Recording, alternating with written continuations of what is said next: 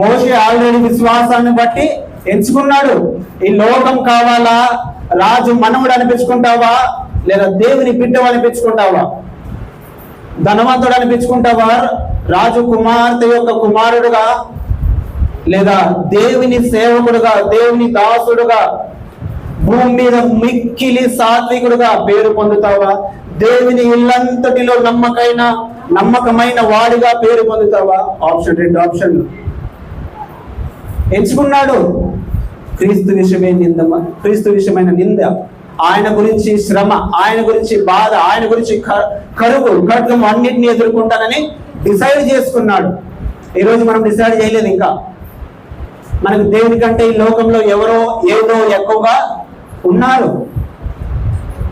So నేను చెప్తున్నాను, ఈరోజు నేను డిసైడ్ చేసుకున్నాను. 8 సంవత్సరాలు అయ్యింది నేను డిసైడ్ చేసుకుని, నాకు నా దేవుని కంటే ఎవరు ఎక్కువ కాదు.